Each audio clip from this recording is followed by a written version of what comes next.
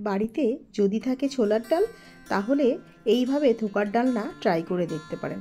সম্পূর্ণ নিরামিষভাবে তৈরি করেছিলাম আজকের এই ধোকার ডালনার রেসিপিটা। ছোলার ডালটাকে ৩-৪ ঘন্টা আগে ভিজিয়ে রেখেছিলাম। এবার মিক্সিতে দিয়ে খুব ভালোভাবে বেটে নেব। আর ডালটা বাটার সময় এর মধ্যে দিয়ে দিচ্ছি আদার টুকরো আর কাঁচা লঙ্কা।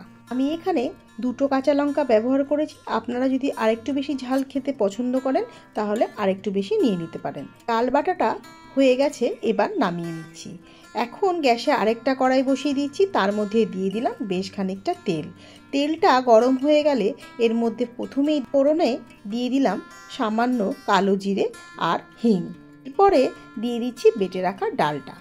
এবারে এর মধ্যে দিয়ে দিচ্ছি পরিমাণ মতো নুন, হলুদ, বেশ খানিকটা চিনি। সবকিছুকে একসাথে ডালের মধ্যে মিশিয়ে নিয়ে খানিকক্ষণ তেলের মধ্যে নাড়াচাড়া করব।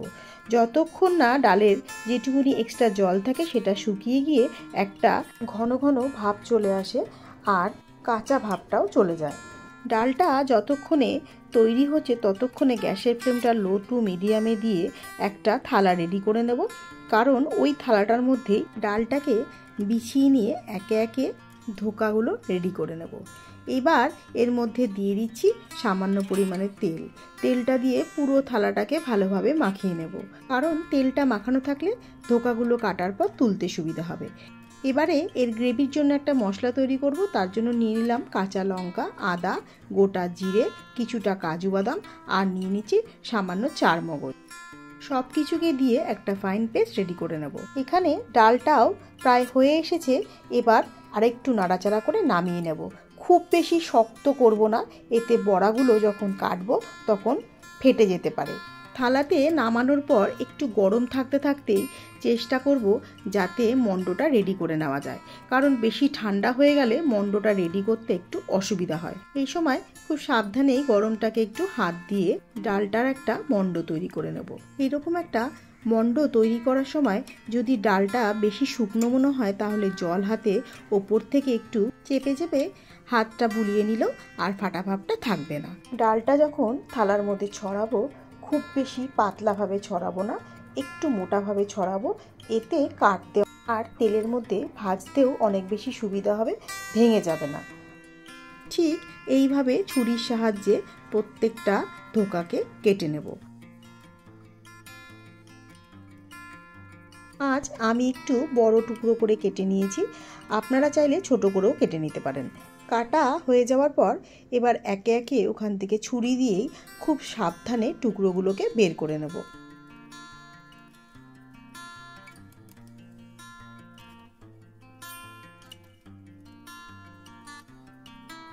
গ্যাসে একটা ফ্রাই প্যান বসিয়ে দিয়েছি, তার মধ্যে দিয়ে দিলাম বেশ খানিকটা তেল। তেলটা গরম হয়ে গেলে একে একে ধোকার বড়াগুলো দিয়ে লাল করে ভেজে নেব।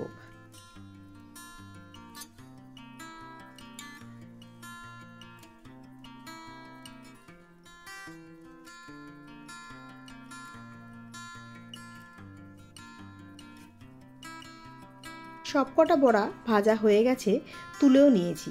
এবার গ্যাসে আরেকটা কড়াই বসিয়ে দিয়েছি, তার মধ্যে দিয়ে দিলাম বেশ খানিকটা সর্ষের তেল। তেলটা গরম হয়ে গেলে ফোড়নে একে একে দিয়ে দিচ্ছি গোটা জিরে, তেজপাতা, এলাচ, লবঙ্গ, দারচিনি আর দিয়ে দিলাম কেটে রাখা আলু। তার মধ্যে দিয়ে দিলাম নুন আর হলুদ। এবারে আলুটাকেও বেশ লাল করে ভেজে নেব।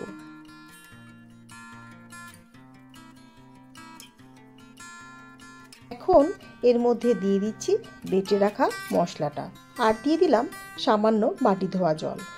এবারে মশলাটাকে আলুর সাথে মিশিয়ে নিয়ে 2-1 মিনিট রান্না করতে করতে এর মধ্যে দিয়ে দিচ্ছি বেটে রাখা টমেটো পেস্ট। এখানে গোটা একটা বড় টমেটোই ব্যবহার করেছি। এবার গুঁড়ো মশলার মধ্যে দিয়ে দিচ্ছি 1 চামচ ধনে গুঁড়ো, 1/2 চামচ গরম মশলার গুঁড়ো, সামান্য চিনি। আবারও সব কিছুকে একসাথে মিশিয়ে নিয়ে 3-4 মিনিট মতো লো ফ্লেমে দিয়ে খুব ভালোভাবে রান্না করতে হবে, যতক্ষণ না আলুগুলো বেশ ভালোভাবে সেদ্ধ হয়ে আসে আর মশলার গায়ে থেকে একটা তেল ছেড়ে বেরিয়ে আসে।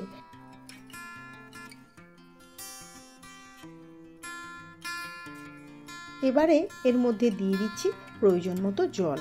জলটা দেবার পর আবারও 2-1 মিনিট মতো রান্না করে নেব। আর ঝোলটা ফুটে ওঠার পর একবার চেক করে দেখে নেব আলুটা সেদ্ধ হয়েছে নাকি।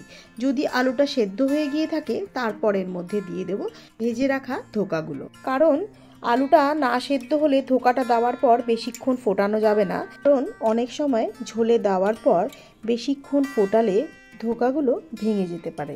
এবারে হালকা হাতে খুব সাবধানে সবকটা বড়াকে ঝোলের মধ্যে একটু ডুবিয়ে দিয়ে 2-1 মিনিট ফুটিয়ে নিয়ে নামিয়ে নেব।